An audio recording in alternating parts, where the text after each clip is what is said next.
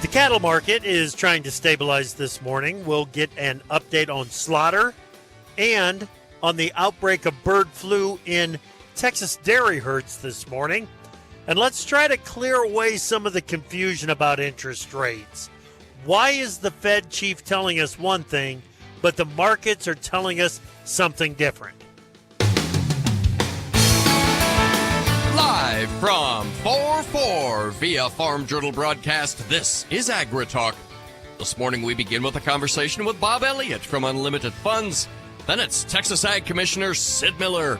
Directly following the news, Greg Henderson from Drovers. I'm handsome newsman Davis Michelson. Now here's the host of AgriTalk, Jeff Flory. All right, Davis. Hey, thank you so much. My weather bug right now just says cold. Oh, That's just all cold. It says. That's all you need to know is cold. I don't know. I think I'd like to know a little bit more than that. Wouldn't you like to? Well, the government will let you know what you need to know. All right. Let's not get. Here on April the 4th. Yeah. In Kansas City, we're sitting at 44 degrees and sunny. You think it's a sign? I think it's a sign. Yeah. We 44. I get it. I don't know if there's a sign correlating back, but we're 37 degrees up here at the bunker. It sounds like a sign. Absolutely. You think? A sign of great things to come on this morning's show. I think that's what that's a sign of. Man, I'm telling you, Pretty you might be right. Mm-hmm. You might be right. I do know this. Great conversation coming your way with Texas Ag Commissioner Sid Miller. Yeah. I've already had that conversation this morning. The commissioner has a very busy schedule, but he made time for us early this morning. And Big Apple Joe Stackler and I had the conversation with Sid Miller earlier today. So I know that's a great conversation with some really good updates. And then Bob Elliott, I'm looking forward to getting an interest rate conversation going with Bob again today. You had a great question yesterday. We're going to ask Bob that question here today. All right. Let's get to the news. What do you got, buddy? I'm going to start with the National Weather Service weather outlook. Heavy snow for upstate New York, northern New England, the Sierra Nevada mountains, and central Appalachians today. Moderate to heavy snow over the northern Intermountain region Friday. Temperatures will be 10 to 20 degrees below average over parts of the Ohio Valley. Yeah, when you get into that extended forecast, it looks a lot different 1 week from today. Looks a lot better. Yeah. Well, private exporters reported sales of 152,404 metric tons of soybeans for delivery to Mexico during the 23-24 marketing year. A little bit of demand here, Chip. Yeah, value buyer in buying after the market is set back. I think that's a positive sign. Yep. Well, time is reportedly running out for the Biden EPA to decide on a summertime waiver for E15 sales this summer until a more permanent rule allowing those sales takes effect next year. RFA Senior Vice President for Governmental Affairs Troy Bredenkamp says the EPA must decide soon on a waiver for this summer. Many of the decisions at a terminal space need to be made by May 1st. So obviously April is when they need to be hearing from the administration what the outcome is going to be for this summer. And he's talking about production, right? You got to switch over to that summertime E15 blend, or what does he mean here, Chip? Well, I'm not exactly sure, but yes, the summer blend is playing a role here, but making sure that there is enough E15 in the system to feed that summertime market is another question that needs to be answered. There you go. Well, the economic landscape in Europe and the United States is witnessing a divergence in inflation trends, with inflation decreasing in Europe but surpassing expectations in the United States. The contrast has led investors to anticipate the European Central Bank might reduce interest rates sooner than the Federal Reserve. Egypt, typically a liquefied natural gas exporter, has initiated purchases of LNG to avert potential shortages during the summer season. Egyptian Natural Gas Holding Company has secured at least one shipment for delivery in the coming month and is actively seeking additional purchases, according to traders familiar with the situation. In Chip, a significant logistics operation is underway to mitigate the impact of the Baltimore Bridge disaster on supply chains. Global automakers, local truckers, and various shippers are all adjusting their operations to navigate around the disruption. Yeah, the automakers and the car and light truck shipments into the country, a lot of it came through the port of Baltimore. So that is probably, it is an area that we need to watch for a supply chain disruption. I was going to say it's probably the biggest impact, but I don't know that for sure. Yeah. Well, U.S. Defense Secretary Lloyd Austin criticized Israel after an airstrike killed 7 aid workers in Gaza. Austin also said that the deaths showed the risks of launching an offensive on Rafah, a southern city in the enclave where about 1.5 million Palestinians are sheltering. America has warned against the operation, but Israel's Prime Minister Benjamin Netanyahu has insisted the offensive will go ahead. Dr. Joe Outlaw of Texas A&M says the House Ag Committee is expected to unveil its version of the Farm Bill in mid-April. Outlaw says the quickest that a Farm Bill has ever been released from committee and then signed by the president, 9 months, Chip, which means even if we do see a Farm Bill mid-April, unlikely we'll see a Farm Bill passed in 2024. Man. And finally, Treasury Secretary Janet Yellen arrives in Guangzhou, aiming to stabilize relations with China while addressing concerns over industrial overcapacity that affects the global economy. Chip. Excellent. Thank you, Davis. Greg Henderson, editorial director at Drovers, joins us. How you doing, Greg? Good morning, Chip. Very well, thank you. All right. Tell me about what is going on with beef slaughter, down from a year ago. Down from a year ago, yes, absolutely. In the 3 months, we've averaged about 466,000 head. That fed slaughter is being offset, Chip, by the carcass weights that are up 24 pounds Right. To a record right now. And that production equivalent to 12,500 carcasses on a weekly basis. So amazing. we are making up for a lot of it, but now we've got this avian influenza, which is this, are we calling it a black swan event yet, Chip? I think we have to, Greg, with the way that the market reacted to it. I think market reaction comes into play in determining if it's a black swan or not. I think you got to call it that. Well, we're off another $2 to $3 in the cash trade, even though that was pretty light yesterday. So live steers looking at 185, 186. Futures market, I know you mentioned earlier they're trying to recover today, but they're off $8 to $10 from the pre-avian influenza thing. And it's really frustrating, especially if you're a cattle feeder, because there's no known threat of infection through the food supply, right? So it's emotion and uncertainty taking over again. Yes. Frustration's got to be in the country, right? Yeah. So when we call it a black swan, I think we need to call it like an imagined or a preemptive black swan, because when you look at the actual happenings in the market, there's no correlation. And you always got to remember that these black swan events, from a cattle feeder's perspective, always seem to help the packer, right? Yep. Absolutely. Yeah. And maybe the Packers are just really good at taking a happening and turning it into something that will work to their advantage. That could be part of it too. Oh, dude. Could be very, very well. Yes. Yep. We got a lot to figure out in this market. Absolutely, Chip. Thank you. All right. Greg Henderson, editorial director at Drovers. Bob Elliott's next. We don't make the news, we render it. AgriTalk.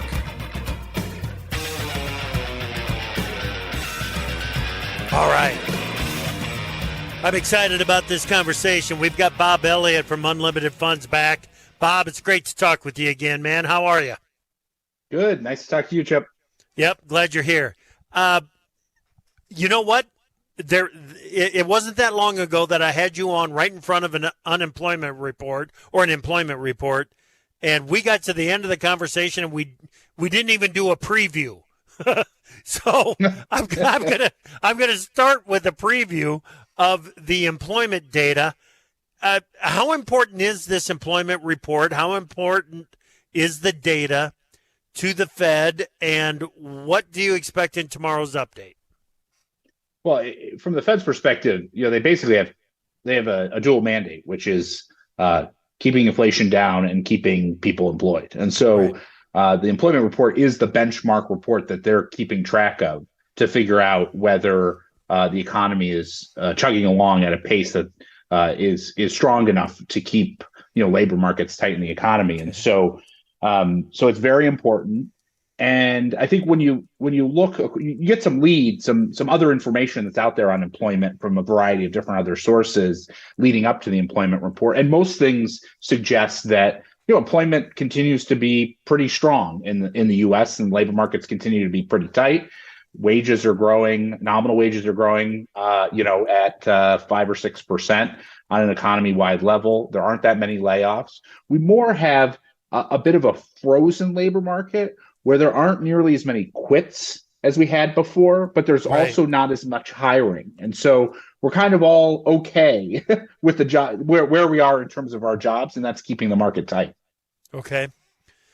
The wages, are they growing fast enough to keep up with the cost of living out there? Well, I think if you look at the official data, it would suggest that we're getting, nominal wage growth of 5 to 6% and price growth around 3%. And that would suggest that at least in the near term and the short term that wages are keeping up. But I think that confuses the fact that we had a big spike in the level of prices, and that is not going away. Right. And many people and their incomes fell behind as a function of that. So on the margin, things are a bit better than they were a few years ago. But still, I think, most people I'm sure listening here feel that pressure of their incomes not quite rising nearly as much as their day-to-day costs. Right. Yeah, we're talking about affordability of the everyday stuff that we all need to live and function. And as far as I can tell, just, looking at my balance sheet, my personal balance sheet, the affordability is worse today than it was a year ago, 2 years ago, and 3 years ago. That's right. Certainly on a level perspective. And I think that's one of the things that the Fed in particular is struggling with, which is that that feeling of elevated prices is very, it permeates everything and everybody. But, measured numbers on the page look like, things are okay. Not taking into consideration the accumulated rise in prices, just looking at the incremental rise in prices. And so I think that's the challenge. And I think part of their caution to transition to cuts is recognizing that on Main Street, inflation is still a meaningful concern. Yes, absolutely. Absolutely. Which gets us to the comments from Fed chairman over the past couple of days. I'm not going to try to cherry pick any of the comments. What was the big takeaway from Powell's comments? Well, I think the biggest thing that he's focused on, and he started sort of this conversation in January, is whether the committee has enough confidence that inflation is starting to moderate so that they can transition to interest rate cuts. And that word confidence is very important. And since that point, what we've seen is a set of data that has not given him confidence, or the committee confidence, that inflation is moving in the right direction. If anything, inflation pressures look like they're rising on a short-term basis rather than falling. And on top of it, the fact that that oil prices, gas prices in particular, are starting to rise again and are basically back to where they were last fall. That's particularly concerning because, of course, gas prices flow into everything.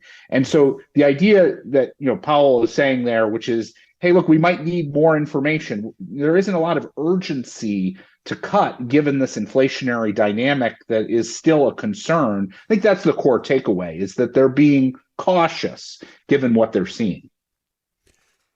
Cautious, but Bob, at the same time, they continue to advance the conversation about there being some rate cuts in 2024. I mean, inflation is not dead. Why cut rates? The economy, as you said, according to the official numbers, is doing well. That doesn't support a rate cut. I don't know why Chairman Powell is it continues to advance that conversation about rate cuts. What's going on? Well, I think sitting as a central banker, the central bankers' talk is always very volatile and forward-looking, and central bankers are no more prescient about what's likely to happen in the economy than anybody else. But their actions are driven by significant inertia, and so it's very normal to have a central bank talk about, well, we might cut, and then frankly do nothing for months on end. And I think that's kind of the setup that we're seeing now. We saw sort of the opposite of that back after the financial crisis, where they talked about normalizing rates a lot, and then obviously rates stayed basically at zero for a long time. And we're kind of seeing the same thing happen here in reverse, where they're talking about cuts, but they're not actually doing anything. Right. Okay.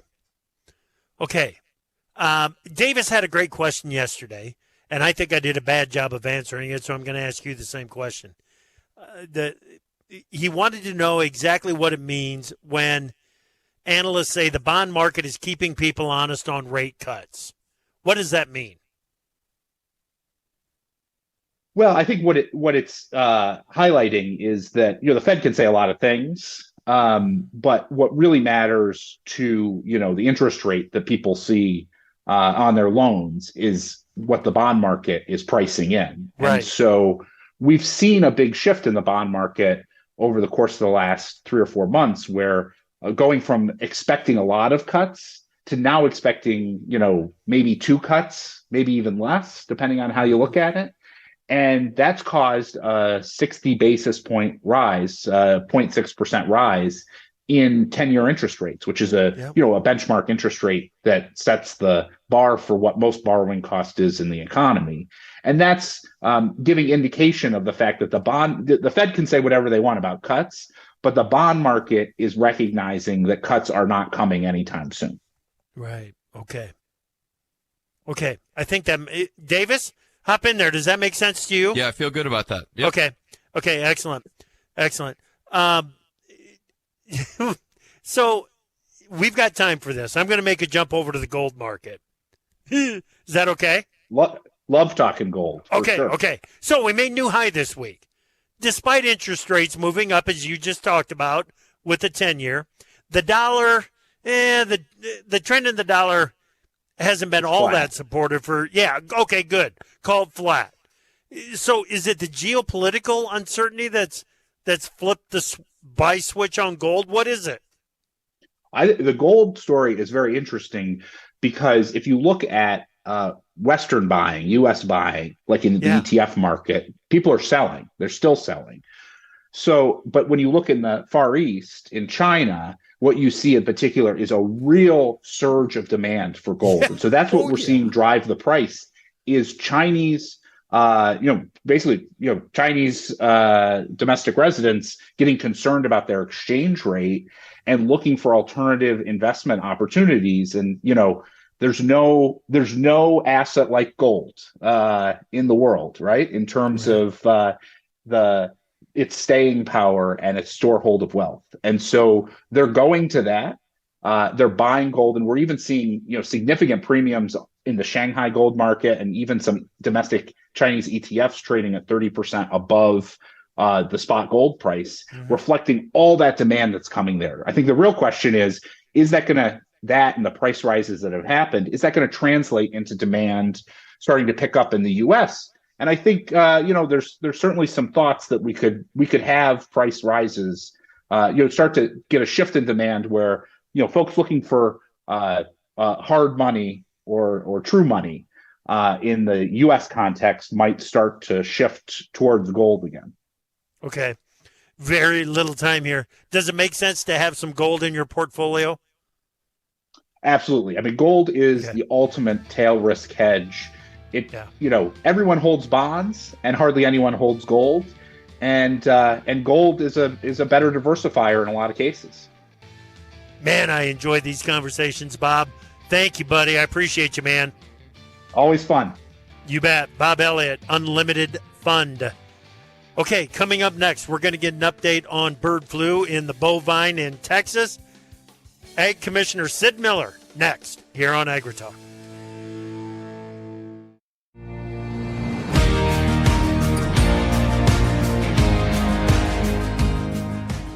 It is time for the Soy Checkoff Check-In. I'm AgriTalk host Chip Flory.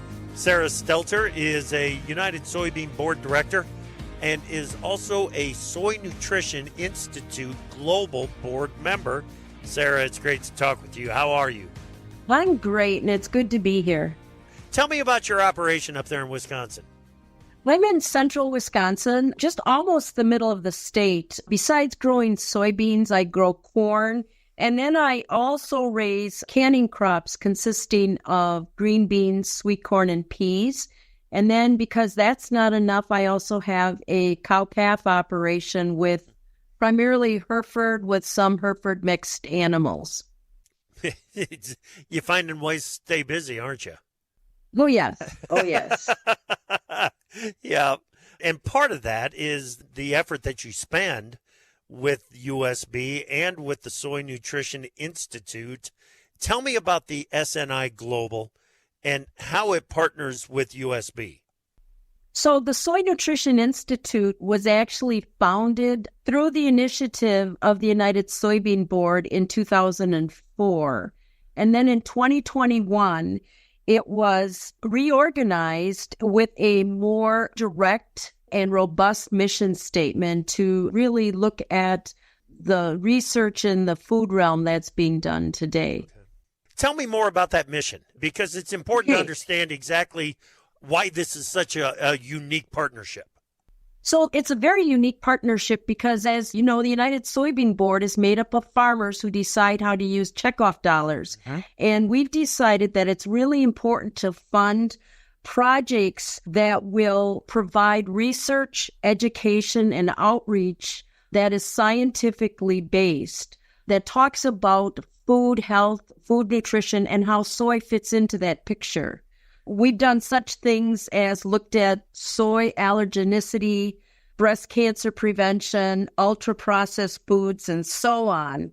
And what it really does for the soy industry is it provides a forum for emerging soy research, as well as providing scientifically based research for such things as social media, businesses, podcasts, and so on, health professionals. So it's a really credible resource for information on soy nutrition.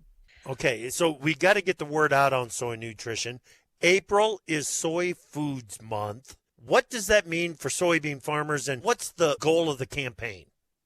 So the goal of the campaign is to provide not only to businesses and to farmers information about soy's nutritional benefits, but also to provide that directly to the consumer. Soy is powerful from its plant-based nutrition to its sustainable production and cooking versatility. I don't think most people realize how present soy is in our everyday lives, all the way from soy oil to tofu to different ingredients, soy flour, and so on, which are really all becoming a key part of our nutritional makeup. Yeah. Soy has the wonderful advantage of providing the 9 essential amino acids in all of the amounts that our bodies need. There's just a whole variety of foods that are available that have soy in that we may or may not be aware of. So, I mean, there's just a whole big range of exciting things that the research is looking at. And this is all being done through SNI Global. Of course, a lot of that funding comes directly from the United Soybean Board through SNI. SNI Global is unique in that besides farmers being on the board, it's also made up of many researchers and academia, as well as representatives of major food industry companies. And so we're all working together to look at how we can use soy to better overall health and nutrition within the general population. That's awesome, Sarah. Some great information there. Thank you so much. Appreciate your time. You bet. And thank you so much. And everybody enjoy April as Soy Foods Month. Fantastic. That is Sarah Stelter She is a United Soybean Board Director and is also a Soy Nutrition Institute Global Board member. To learn more about Soy Foods Month, go to ussoy.org or visit SNI Global at sniglobal.org. This has been the Soy Checkoff Check-In. Now, let's get back to AgriTalk.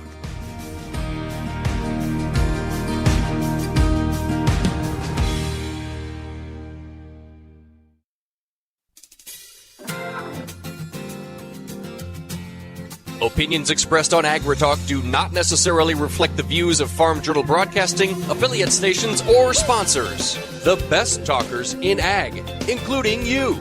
Join the conversation on AgriTalk. Call us at 855-4TALK-AG. I think I'll take a moment to celebrate my age. Welcome back to AgriTalk. I'm your host, Chip Flory. Hey, Texas has been making some headlines in the ag world for a few weeks now. And unfortunately, the headlines deal with a series of challenges to agriculture in Texas, well, and agriculture to the U.S.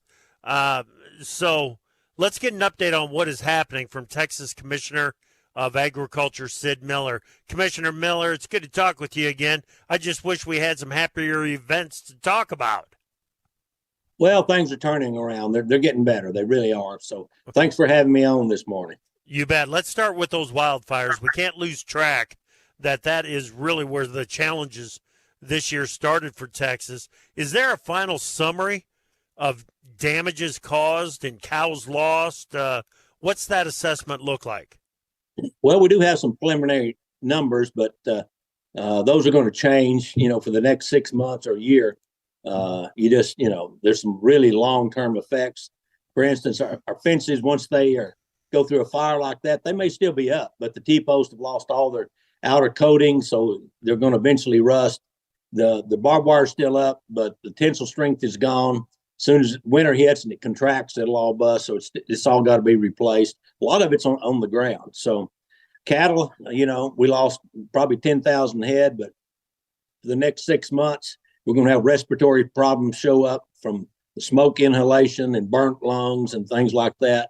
We're having to cull cattle that have burnt hooves and burnt udders that, we just can't keep them as mama cows anymore. So the list goes on and on. Now, what we do know, about 1,300,000 acres, 2,000 square miles is what was burnt.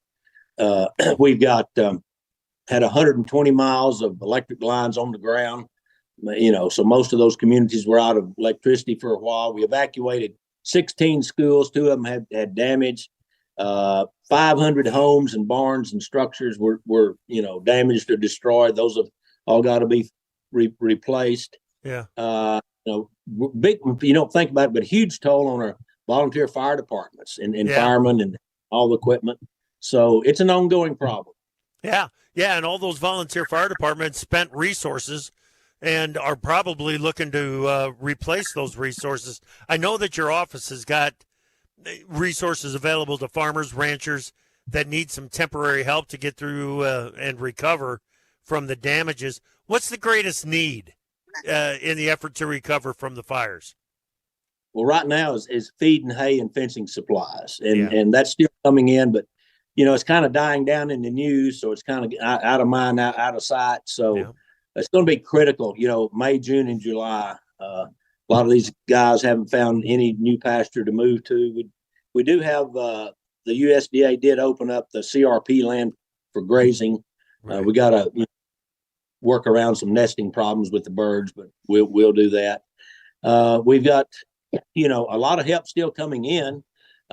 We just got God bless them 21 truckloads all the way from Alabama, thanks to Commissioner Pate and the Alabama Cattlemen's Association, the Alabama Truckers Association. So it's coming from far away, and many other states. That's just one example. Yeah. We appreciate them all. Now, myself, we have the hay hotline where you can donate hay. We'll figure out how to get it delivered.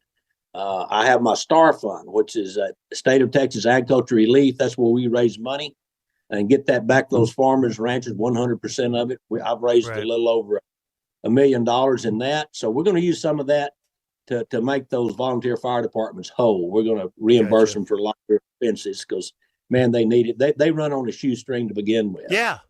Yeah, that's exactly right. So to go through a major event like this, they're going to need some help getting back to where they need to be. Okay, we need to move on. The most recent challenge, confirmation of H5N1, high path avian influenza in the at the Cal Maine food facility. It's an egg laying facility, correct? That's correct. That's one of 3 incidents. There's 2 more, but let's talk about the egg laying facility. That's a pretty big facility. It's 1,600,000 laying hens, 377,000 pullets. Of course, we got to depopulate all of those. That's ongoing now. But that's sounds like a lot. It's not going to affect the overall price of eggs or availability. That's less than 4%. Less than 4% of Cal Maine's production. So to put that in perspective, the consumers, I think, will be okay. Yeah. The other bright spot is that's the first time we've ever had that in Texas in a large scale. We've had a few backyard flocks, but the good news is since it's spread by waterfowl, it's migration season, and that's just about over. Another week, 10 days, we should be out of the woods, and we'll have 10 months to figure up a game plan to respond. We also, as you know, had it first ever in our dairy cattle. Yep. Like milking cows. And what's unusual about it, and your listeners will understand this, it was in the older cows. Usually the older cows have the most immunity to stuff. It's usually the younger stuff that gets it. But young heifers, dairy calves, pregnant cows, lactating young cows don't get it. So we're going to try to figure all that out. It's looks like it's going to be spread from cow to cow too. We didn't think so at first, but we've shipped cows to 3 states, and it popped up in all 3 of those states where these cattle came from Texas. Yeah. So we got to work on that. And the third leg of the stool, we had a dairy worker come up with bird flu. Mild case. The only symptom he had a light case of pink eye. So, 1 out of 341 million people. So the odds are pretty low that it's only the second case we've ever had. We had one in 2022 in Colorado, but we don't know how it would affect an elderly, infirmed, immune, compromised person. It probably affect them different. So we got to be careful. Yeah, exactly. How do you feel like this investigation into the jump of the H5N1 virus from birds to bovine, do you feel like your investigators are in front of this situation or still chasing? I think we're on it. I think we've got now about 10 months before we have, the ducks and the geese come back. So I think we'll have it figured out by then. Obviously, we think cowboy logic would tell you that cattle were drinking from the same ponds where waterfowl had been. Right. Maybe waterfowl had been in the feed bunks eating grain or something. Yep. So we've got to take biosecurity measures to make sure that we eliminate all those possibilities. Right. The status of the investigation into the cow to cow and even the cow to human, mammal to mammal, where are we in that? I think that's got a lot of the industry and even the beef industry, Sid. You've seen what's happened in that cattle market. They're looking at it like this is a major problem for beef. Where are we in that investigation on mammal to mammal? Well, let me just comment on that. The area of the state of West Texas and the Panhandle where these dairies were located is also a highly concentrated area of feedlot cattle. That's where all our feedlot cattle are. Yeah. So since the cattle that get it are the older lactating cows, we don't have those in the feedlots. I mean, there's nothing lactating. So I think we're okay. We're certainly going to research that. It's a mild sickness. I mean, it's like they have the flu for a week and they're over back in the milking parlor. So let's say it got into the feedlot. Well, typical pen rider goes in there and he sees a animal, he's a little droopy eared, might have a little fever. They cut him out, send him to the hospital pen, give him antibiotics for 3 days, and a week he's well. Well, I guess we could be treating for bird flu and not know it, because basically that's exactly what would happen. A week, the animal would be well and back in the herd. Right. I've had a lot of people ask me, why is it dairy cows and not beef cows too? The kind of the standard answer there, I think, Sid, is is because a beef cow doesn't stick its head in a stanchion 2 or 3 times a day for us to monitor its production, right? That's right. And these feedlot cattle, they're all on water troughs. They're not drinking out of a pond. They're not out grazing or, but, they do attract a lot of ducks. You'll see a lot of, at the feedlots, there'll be tons of waterfowl in the at the retention pond. Yep. That's right. That's right. Okay. What do you want consumers to know about HPAI in the dairy herd? What does the consumer need to understand? Well, you're exactly right. I have a responsibility to the farmers and ranchers, but we're also the Consumer Protection Agency. We got to make sure everybody's food is safe. So none of these eggs got into the system. None of the poultry meat got into the system. We're fine. It really wouldn't have mattered if it did, because just cooking the eggs kills the pathogen. The only person I know that eats raw eggs is Rocky Balboa.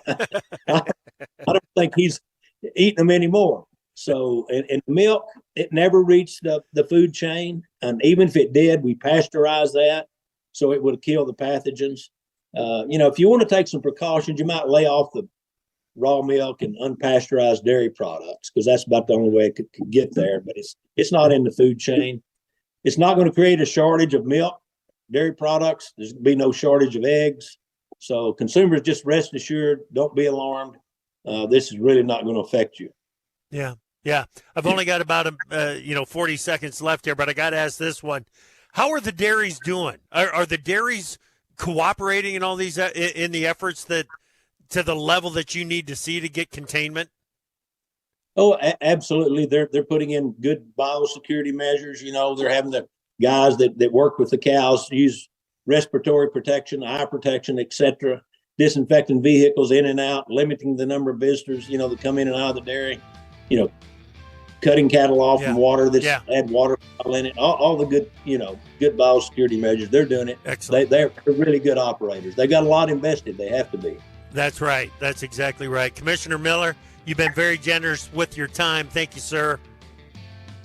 Anytime, my guys. Stay safe. God bless. You bet. You too. God bless you. All right. That is Sid Miller, Texas Commissioner of Agriculture.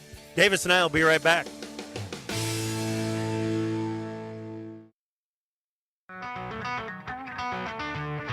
The truth is hard to come by these days unless you listen to AgriTalk. Welcome back to AgriTalk, everyone. Your pal Davis Michelson here with Chip Lorre. Glad you're along with us. Let's start with the chat with Greg Henderson from Drovers. Okay. Yeah. Beef slaughter down from a year ago, but offset by record carcass weights. Right. That feels like when we're talking about shackle space and all that sort of stuff. Mm-hmm. Do bigger carcasses begin to present a problem at some point here?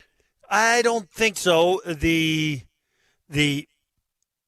Packers made adjustments to the lines to handle the bigger carcasses, and it's not just because that's what's coming out of the feedlot. It's because that's what consumers are demanding. They're demanding more choice beef.